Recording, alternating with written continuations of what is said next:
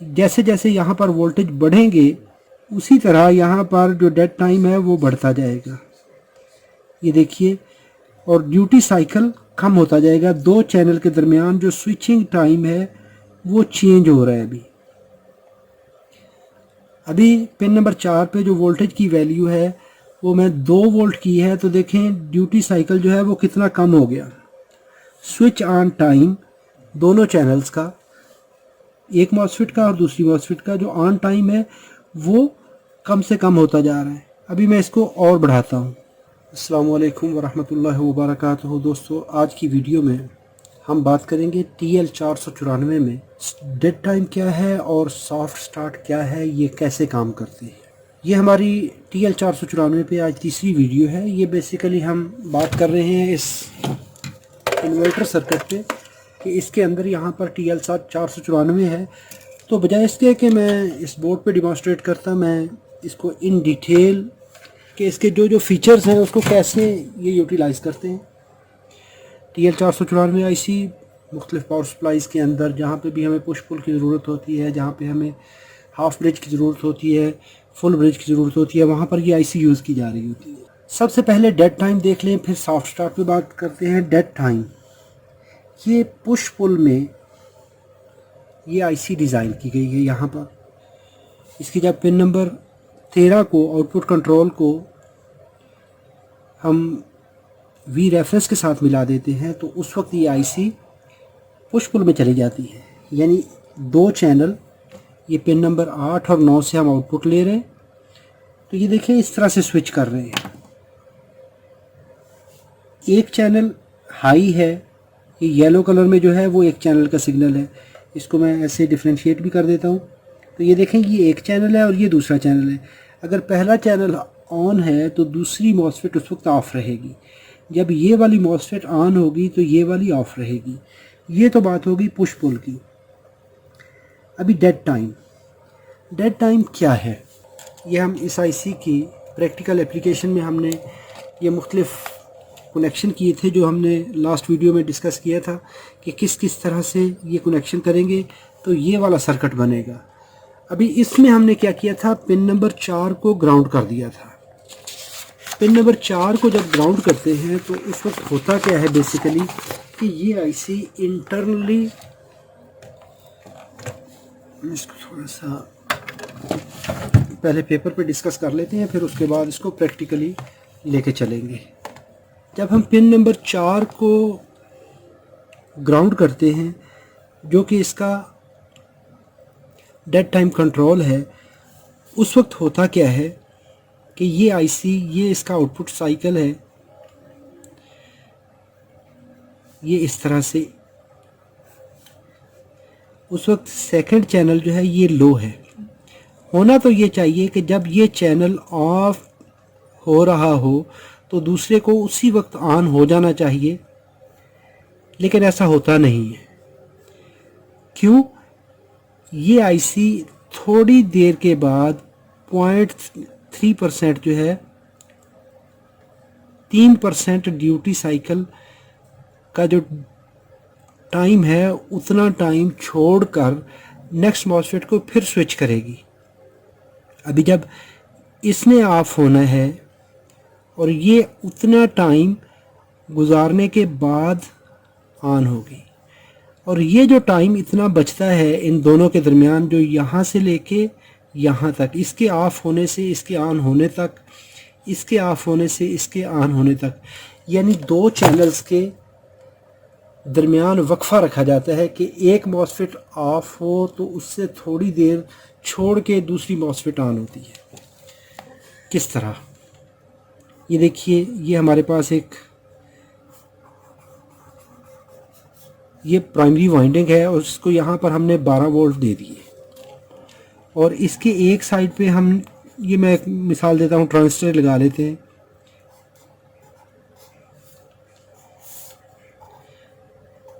और ये हमारे पास दो ड्राइव्स हैं। यहाँ पर एक साइकिल यहाँ पे आ रहा है, एक साइकिल यहाँ पे आ रहा होता है। एक दफ़ा करंट, ये ग्राउंड है, इस ग्राउंड से करंट ऐसे चलती है और इस वाइंडिंग के प्राइमरी के एक पोर्शन में चलती है। जैसे ही ये सिग्नल ऑफ होगा, होना क्या चाहिए कि जैसे ही ये सिग्नल ऑफ हो रहा है, ये वाला ये ऑन है, और जैसे ही ये ऑफ होगा, ऑफ होने के साथ ही इसमें करंट रुक जानी चाहिए। होता नहीं है। होता क्या है कि जब इसका ऑफ साइकिल आया, लेकिन जो इसकी करंट है वो थोड़ी देर के बाद क्लोज़ होती है। क्यों? कि उस वक्त जो वोल्टेज का प्रेशर होता है वो इसको फोर्स करता है कि जी करंट इसमें से फ़्लो हो। तो ये जो इतना टाइम होता है, ये इसको कहते हैं फॉल टाइम। इसी तरह ही जैसे ही हम ये सिग्नल ऑन करते हैं तो फ़ौरन से फुल करंट नहीं होती, ये करंट थोड़ी देर वक्फा लेने के बाद फिर ये ऑन होती है। तो इस तरह से ये राइज टाइम और फॉल टाइम ये आ जाते हैं। जब ये चीज़ें इस मॉसफेट के स्विच के ऑन होने से फुल करंट तक और ऑफ होने से ज़ीरो करंट तक जो टाइम गुजरता है वो राइज और फॉल टाइम कहलाते हैं। अभी ये जो राइज और फॉल टाइम है, इनका नुकसान कहाँ पे होता है? अगर इस मॉसफेट को एन उसी टाइम ऑन कर दिया जाए कि ये ऑफ हो और ये ऑन हो रही हो, तो उस वक्त कोलैप्सिंग मैग्नेटिक फील्ड की वजह से ये जो फॉल टाइम में जो करंट फ्लो हो रही होती है, उसकी वजह से ये मॉसफेट आपस में क्रॉस टॉक करती हैं, यानी इसकी करंट इसको भी फोर्स करेगी। अगर ये ऑफ हो रही है तो इसको ऑन करेंगे तो इसकी करंट इस पे फोर्स करेगी, तो नतीजतन क्या होगा कि ये मॉसफेट आपस में डैमेज होती हैं। इस डैमेज से बचाने के लिए इस आईसी के अंदर बेसिकली 3% जो है ड्यूटी साइकिल का, जितनी भी फ्रीक्वेंसी होगी उसका 3% जो time period of pulse width बनेगी, उसका 3% ये ऑफ टाइम देगा। इस तरह से इसको हम बढ़ा भी सकते हैं। इसकी मैं मिसाल कैसे देता हूँ, ये देखें, ये हमारे पास दीवार है, इसमें हम एक दरवाज़ा लगाते हैं यहाँ पर। इसको वैसे तो खुलना चाहिए इस जगह तक, यहाँ से लेके यहाँ तक। अगर हमारी ज़रूरत ऐसी पड़ती है, हम कहते हैं कि जी ये दरवाज़ा फुल ना खुले, इसको थोड़ा सा हम लिमिट कर दें, इसकी जो मूवमेंट है उसको लिमिट कर दें। हम क्या करते हैं कि यहाँ पर एक स्टॉपर लगा देते हैं। अभी ये दरवाज़े की मूवमेंट यहाँ से लेके यहाँ तक रह गई है। अभी ये खुल तो यहाँ तक सकता है, लेकिन इसको हमने, इसका जो तख्ता है वो यहाँ से लेके यहाँ तक मूव करेगा, लेकिन इससे आगे हमने स्टॉपर लगा दिया। ये जो स्टॉपर लगाने का अमल है, ये इतना जो इसकी मूवमेंट है इसको हमने रिस्ट्रिक्ट कर दिया। इसको हम यहाँ से लेके यहाँ तक भी रिस्ट्रिक्ट कर सकते हैं कि थोड़ा सा खुले। पीछे हमने इसके एक सोफ़ा रख दिया, कुर्सी रख दी, तो ये कुर्सी जो है अभी क्या करेगी, जगह थोड़ी थी, हमने कुर्सी रख दी है, तो इसकी दरवाजे की मूवमेंट हमने क्लोज़ कर दी कि दरवाज़ा अभी यहाँ से लेके यहाँ तक खुलेगा। तो ये जो इतनी रिस्ट्रिक्शन है अभी, ये यहाँ तक लिमिट हो गई और ये दरवाजे का यहाँ तक मूव करना बंद हो गया। इसको कहते हैं डेड टाइम, यानी इसको लिमिट कर देना। अगर हम इस सर्किट को, अभी हम TL494 पे इस मिसाल को इम्प्लीमेंट करते हैं। ये है इसका DTC pin number 4। Last video में हमने बात की थी कि इस 4 नंबर पिन को अगर हम ग्राउंड कर दें, ये वाली, तो होगा क्या। यहाँ पर अभी ये देखें, एक साइकिल के ऑफ होने से दूसरे साइकिल के ऑन होने तक दरमियान में एक गैप आ रहा है, दूसरे के ऑफ होने से पहले के ऑन होने में एक गैप आ रहा है, दोनों साइकिल्स में। यानी यहाँ भी गैप है, यहाँ भी गैप है। ये 3% गैप ड्यूटी साइकिल का ये ऑटोमेटिकली ये आईसी जनरेट करती है जब पिन नंबर 4 को, ये ग्रीन वाली पिन को हमने ग्राउंड किया है। अभी क्या करते हैं कि इसको हम उतार देंगे। इसको उतारने से अभी होगा क्या, यहाँ पर हमने 0 वोल्ट अप्लाई किया है। अगर ये यहाँ पर पिन नंबर 4 पर 0 वोल्ट होगा तो ये 3% ड्यूटी देगी, डेड टाइम। अगर हम एक ऐसा नेटवर्क लगा दें जितनी हमें ज़रूरत है उतना डेड टाइम हम कैलकुलेट करके, जो मैंने अपनी लास्ट वीडियो में बताया था कि डेड टाइम हम कंट्रोल करके इस आईसी को प्रोग्राम कर सकते हैं। तो ये इसकी पिन नंबर 14 है, जिसको रेफरेंस पिन कहते हैं। इससे 5 वोल्ट आउट हो रहे होते हैं। तो यहाँ पर 2 रजिस्टर लगाकर इस पिन पर हम वोल्टेज जनरेट करवा दें।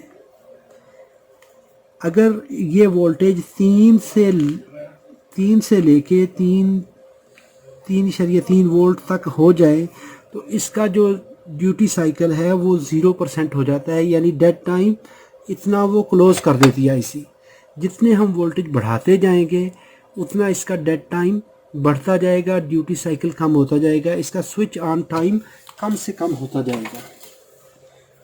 अभी हम क्या करेंगे कि इसको कैलकुलेट करने के लिए मैंने लास्ट वीडियो में फार्मूला बताया था, उस तरीके से हम ये 2 रजिस्टर लगा सकते हैं और इनकी जो R1 और R2 की वैल्यू है ये 5K से कम नहीं होनी चाहिए। क्यों कि हमारे पास जो V रेफरेंस हैं वो 5 वोल्ट हैं और इसके लिए आप इसकी जो बाइसिंग करंट है वो भी चेक कर सकते हैं डाटा शीट से। और यहाँ पर मैं अभी एक 20K का पोटेंशियोमीटर यूज़ करूँगा। ये सबसे पहले तो मैं पिन नंबर 4 को, ये मैंने जो ग्राउंड किया था उसको मैंने ग्राउंड को उतार दिया और इस पे अभी मैं एक पोटेंशियोमीटर कनेक्ट कर रहा हूँ। कैलकुलेट करके भी आप लगा सकते हैं। अभी मैं डिमॉन्स्ट्रेट करने के लिए, आपको बताने के लिए कि इस पे पिन नंबर 4 पे वोल्टेज का क्या असर होता है। ये मैंने पिन नंबर 4 पे एक पोटेंशियोमीटर लगा दिया। पोटेंशियोमीटर की कॉमन पिन जो है, ये वाली कॉमन पिन मैंने लगा दी है इसके, ये 4 नंबर पिन, ये कॉमन पिन मैंने पिन नंबर 4 पे लगा दी है।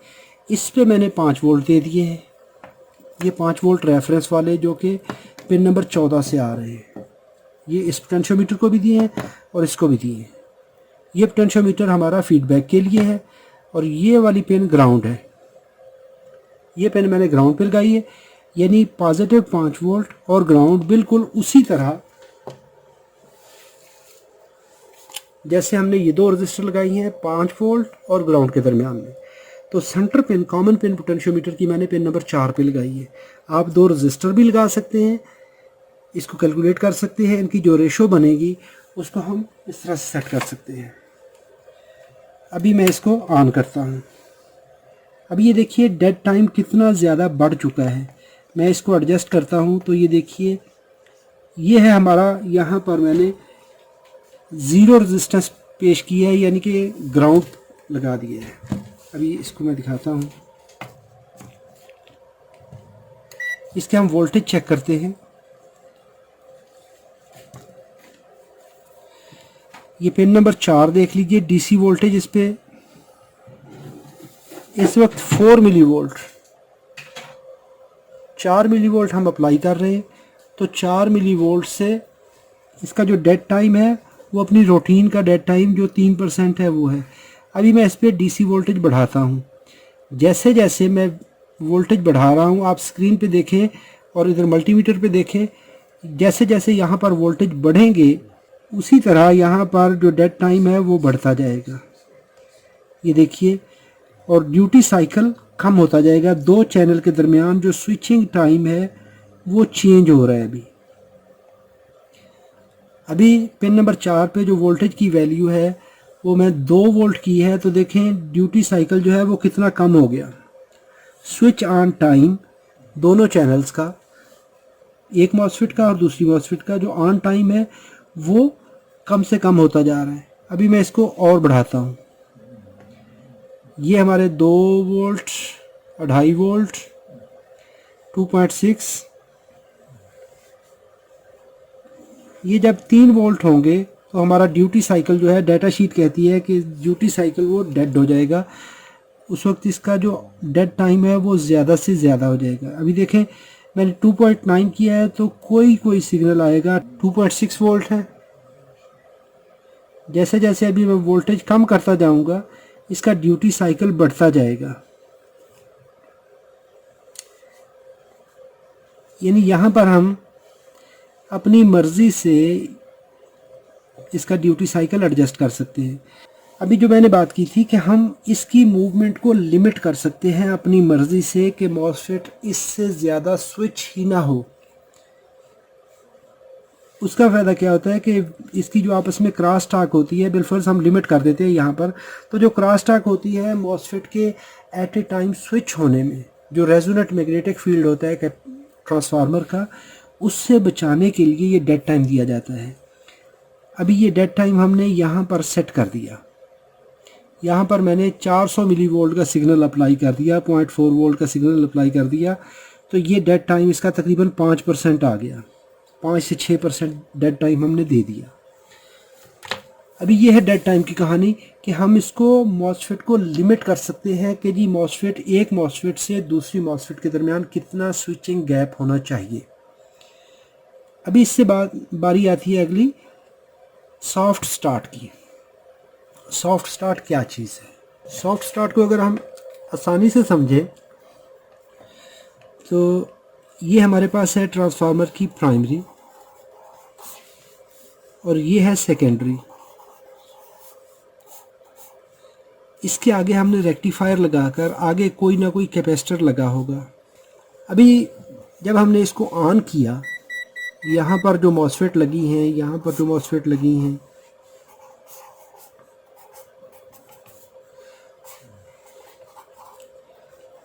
अभी जैसे ही इसको ऑन करते हैं तो ट्रांसफार्मर बिल्कुल ज़ीरो करंट फ्लो हो रही है और कैपेसिटर हमारे नेक्स्ट जो है वो एम्प्टी हैं, खाली हैं।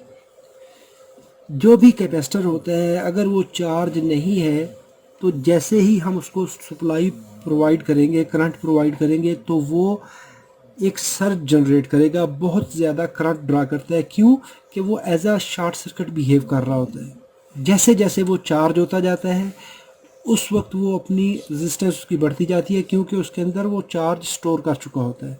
लेकिन इनिशियली ये एक सर्ज जनरेट करेगा। ये जो सर्ज होती है फुल अमाउंट ऑफ करंट, यानी ज़्यादा से ज़्यादा जो करंट फ्लो करवा सकता है ये वो करवाएगा। अभी जब इसने फुल करंट ड्रा करवानी है तो क्या करेगा कि ये लोड डालेगा इस ट्रांसफार्मर पर और इन मॉसफेट पर। अभी ये मॉसफेट जब फुल करंट ड्रा करवाने के लिए आगे ऑपरेट करेगी तो इसके डैमेज होने के चांसेस हैं। इसके बाद जैसे ही हमने स्विच ऑन किया, जो डीसी रेल पर कैपेसिटर लगे हैं वो भी डैमेज हो सकते हैं, क्योंकि उस वक्त ये ट्रांसफार्मर फुल करंट ड्रा करने की कोशिश करेगा। अभी उस चीज़ से बचाने के लिए इस आईसी को स्टार्टअप में, क्योंकि हमारे ये कैपेसिटर भी जो इधर ब्रिज रेक्टिफायर पर यहाँ पर लगे हुए हैं, जो बल्क कैपेसिटर हमारा लगा हुआ है वो यहाँ पर वोल्टेज प्रोवाइड करवा रहा है यहाँ पर, तो ये भी उस वक्त चार्ज हो रहा होता है। अगर एन उसी टाइम इसको भी फुल लोड दे दिया जाए तो जो पीछे सर्किट है उस पर भी लोड आता है। इस चीज़ से बचाने के लिए इस आईसी को कहा जाता है कि आप स्लो स्टार्ट लो, जिसको कहा जाता है सॉफ्ट स्टार्ट। अभी सॉफ्ट स्टार्ट कैसे लेगी आईसी? एक तो होता है कि जैसे हमने इसको प्रोग्राम कर दिया, इसकी RTCT लगा दी, तो ये आईसी अपनी फुल रेट पे जो इसका ड्यूटी साइकिल जितना बनता है, क्योंकि उस वक्त इसको फीडबैक आईसी को नहीं मिल रही, तो ये आईसी अपना फुल ड्यूटी साइकिल यूज़ करेगी। क्यों? कि आउटपुट में वोल्टेज नहीं है। अभी कहानियाँ दो आ गई। अगला सर्किट, क्योंकि फीडबैक इसको नहीं आ रही आईसी को, क्योंकि आगे तो ज़ीरो वोल्टेज है। जब ज़ीरो वोल्टेज होंगे तो ये आईसी फुल ड्राइव देगी ताकि आगे वोल्टेज पूरे हो जाए, इसको फीडबैक मिलना शुरू हो जाए। एक चीज़ तो ये हो गई कि हमारी डिमांड ये है। दूसरी कंडीशन यहाँ पर ये आ गई कि कैपेसिटर जो है ये सर्ज जनरेट कर रहे हैं, इसके डैमेज होने का भी चांस है। तो शुरू के जो 25 से लेके, वो सर्किट के डिज़ाइन पे डिपेंड करता है, 25 से लेके 100 स्विचिंग साइकिल जो हैं उसको सॉफ्ट स्टार्ट में रख दिया जाता है। इस आईसी को कहा जाता है कि जी आपने इतने साइकिल जो है वो सॉफ्ट स्टार्ट लेना है। कैसे? इसका जो टाइम बनता है वो इसने इतना स्विच करना है, लेकिन इसको कहा जाता है कि जी आप इतने पे लिमिट कर दो, तो इतना टाइम ये ऑफ रहेगी। ये इसको काट दिया जाता है। ये आईसी करना इतना है, लेकिन इससे स्विच हम इतना करवाएंगे। इसके बाद दूसरे साइकिल को भी इस तरह ही है, ये इतना छोड़ देगी आईसी। तो ये जो चीज़ है कि जो इसकी स्विचिंग बनती है उसको छुड़वा के आप फोर्स करते हैं इस आईसी को कि आप इतने स्विचिंग साइकिल पे लिमिट कर जाओ। तो ये उतनी देर के लिए, अभी ये जितना टाइम ये बनेगा इतने टाइम के लिए ये आईसी अपना ड्यूटी साइकिल लिमिट कर देगी, कम कर देगी, ताकि ये स्लो स्विचिंग करे, थोड़ा मैग्नेटिक फील्ड बने, थोड़ी करंट से ये कैपेसिटर चार्ज हो। जैसे बिल्कुल ऐसे ही हम ब्रिज से पहले एनटीसी लगा देते हैं या पीटीसी लगा देते हैं ताकि जो सर्ज करंट है इस कैपेसिटर को चार्ज करने के लिए ये स्लोली चार्ज हो। बिल्कुल उसी तरह हम इसको अल्टरनेटिवली ये फंक्शन देकर कि ये मॉसफेट आहिस्ता आहिस्ता स्विच करे, ये आईजीबीटी आहिस्ता स्विच करे ताकि बहुत ज़्यादा स्ट्रेस ना आए। उससे बचाने के लिए 25 से लेके 100 स्विचिंग साइकिल, यानी इसको कहा जाता है कि जी आप लिमिट कर जाओ। उसका तरीकाकार क्या होता है? उसका तरीकाकार ये है कि डेड टाइम पे जो हमने एक रजिस्टर ये लगाई, फॉर एग्जांपल मैं कहता हूँ कि हम मिनिमम जो है ये 1K ये लगा देते हैं और 4K ये लगा देते हैं। ये इससे ज़्यादा होगी, यानी इन दोनों का मजमूआ R1 और R2 का मजमूआ या R सॉफ्ट स्टार्ट रजिस्टर और R1 का मजमूआ जो है ये 5K से कम नहीं होना चाहिए। क्यों? क्योंकि हमारे पास यहाँ पर जो वोल्टेज है वो 5 वोल्ट है। अगर ये रजिस्टर की वैल्यू हम कम रखेंगे तो ये ज़्यादा करंट फ्लो करवाएगा वी रेफरेंस पिन पे, क्योंकि इसमें करंट 35 मिली एम्पियर करंट होती है टोटल। तो अगर ये रजिस्टर हम कम वैल्यू को लगाएंगे तो ये लोडेड हो जाएगा। इसको कोशिश करें कि 5K से ज़्यादा रखेंगे इन दोनों के जो सम है। इसके पैरेलल में जो ऊपर रजिस्टर है वी रेफरेंस से लेके CS के दरमियान एक कैपेसिटर लगा दिया जाता है। वो कैपेसिटर लगाते हैं। कैपेसिटर जैसे मैंने बात की थी कि कैपेसिटर जब भी, इसका उसूल है कि जब ये एम्प्टी होता है, जब ये खाली होता है तो उस वक्त ये शॉर्ट सर्किट बिहेव करता है। तो शॉर्ट सर्किट बिहेव करेगा तो करेगा क्या? क्योंकि उस वक्त अगर ये शॉर्ट सर्किट बिहेव करता है, क्योंकि इसने चार्ज होना है, तो ये 5 के 5 वोल्ट जो है ये इस पिन पर अप्लाई होंगे, पिन नंबर 4 पर। तो इसकी CT पिन है जिसने इसको चार्ज और डिस्चार्ज होना है इस तरह से, जो इसकी साटोस बननी है, जो रैंप सिग्नल बनना है। अगर उसका थ्रेशोल्ड 3 वोल्ट से ज़्यादा हो जाए, अगर DTC पिन पर पिन नंबर 4 पे अगर थ्रेशोल्ड 3 से ज़्यादा हो जाए तो ये आईसी उस वक्त ऑफ कंडीशन में रहेगी। जैसे जैसे ये थ्रेशोल्ड कम होता जाएगा आईसी अपनी स्विचिंग स्टार्ट करती जाएगी और ये अपना ड्यूटी साइकिल बढ़ाती जाएगी। जैसे हमने लास्ट एग्जांपल में देखा था जब हम इसको ड्यूटी साइकिल को एडजस्ट कर रहे थे, तो बिल्कुल उसी तरह हम ये एक ऑटोमेटिक थ्रेशोल्ड लगा देते हैं। ये ऑन करेगी, ऑन करने के बाद ये स्विचिंग स्टार्ट करेगी। जब इसका कैपेसिटर चार्ज होता जाएगा तो उस वक्त करंट इस तरह से फ्लो होना शुरू हो जाएगी। इनिशियली जब ये चार्जिंग स्टेज में होगा तो ये वोल्टेज यहाँ पर अप्लाई रहेंगे, तो ये इस तरह से रैंप इसका बनेगा और ये ड्यूटी साइकिल अपना इस तरह से एडजस्ट करते हुए अपने फुल ड्यूटी साइकिल पे पहुँच जाएगी। इसकी कैलकुलेशन कैसे करते हैं? मिसाल के तौर पे हमारी ये आईसी स्विच कर रही है 60 किलोहर्ट्ज़ पे। तो जब हमें 60 किलोहर्ट्ज़ का पता होता है तो फ्रीक्वेंसी पता हो गई, तो इसका टाइम पीरियड एक पल्स का हम निकाल लेंगे। तो टाइम होता है 1/f। तो टाइम हमारा निकल आया 1/60,000 60 किलोहर्ट्ज़, 16.6 माइक्रोसेकंड हमारे एक साइकिल का टाइम निकल आया। हमें 25 से लेके 100 साइकिल तक हम एडजस्ट कर सकते हैं। तो मैं 100 साइकिल ही इस पर यहाँ पे कैलकुलेट करता हूँ। तो टोटल टाइम हमें चाहिए, एक साइकिल का टाइम पीरियड ये है, 100 साइकिल के लिए हमें ये 0.0016 सेकंड चाहिए। इतना टाइम हमें चाहिए। आप कह सकते हैं कि 1.6 मिली सेकेंड हमें टाइम चाहिए कि इसको सॉफ्ट स्टार्ट टाइम है। इतने टाइम के लिए 1.6 मिली सेकेंड के लिए हम इसको आईसी को कम ड्यूटी साइकिल पे चलाएं ताकि हमारे जो कैपेसिटर हैं वो चार्ज हो जाएं। तो CS सॉफ्ट स्टार्ट कैपेसिटर, उसका टाइम सॉफ्ट स्टार्ट जितना टाइम बनता है, जो हमने एक साइकिल का टाइम निकाला, उसको टोटल जितने साइकिल हमें चाहिए 25 से लेकर 100 तक, मैंने कहा था कि ये इसकी टिपिकल रेंज है। आप इससे ज़्यादा भी कर सकते हैं, इससे कम भी कर सकते हैं। कम करेंगे तो फिर उसी तरह लोड बनेगा।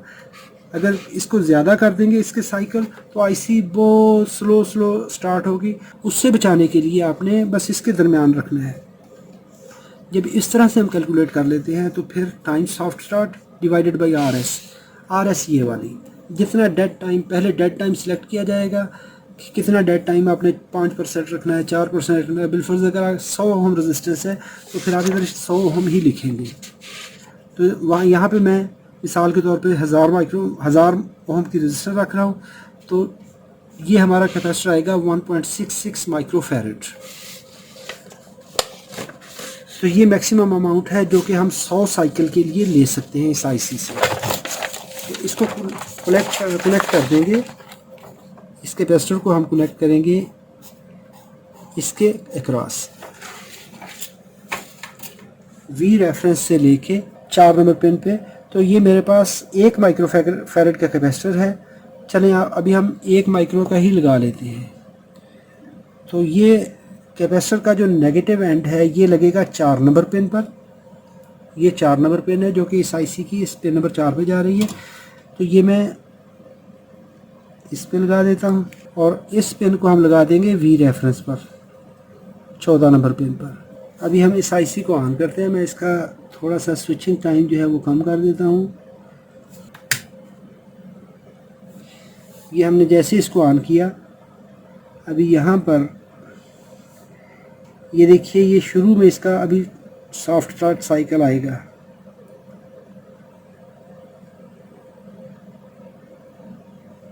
अभी यहाँ पर हमें ये एक क्लियर इसकी इमेज आ रहा है। ये शुरू में देखेंगे अगर ये वाले साइकिल जो है ये स्लो स्टार्ट कर रहे हैं, जैसे जैसे उसका थ्रेशोल्ड कम होता जाएगा, 4 नंबर पिन पे जो वोल्टेज है वो कम होता है, ये बहुत थोड़ा सा टाइम होता है।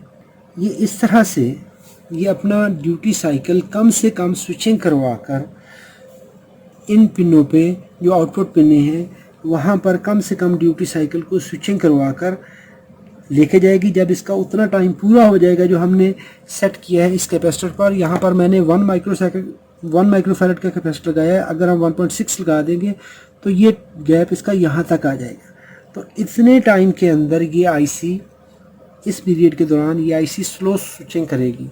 इसका जो गैप है, स्विचिंग गैप है, वो ये यहाँ पर देखेंगे तो ये थोड़ा है, यहाँ पर देखेंगे तो ये इसका स्विचिंग गैप ज़्यादा हो रहा है।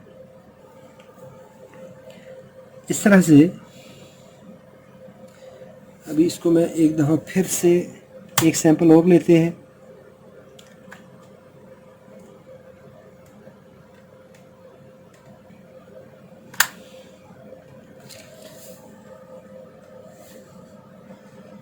अभी मैंने एक इसका साइकिल लिया है, एक स्वीप ली है।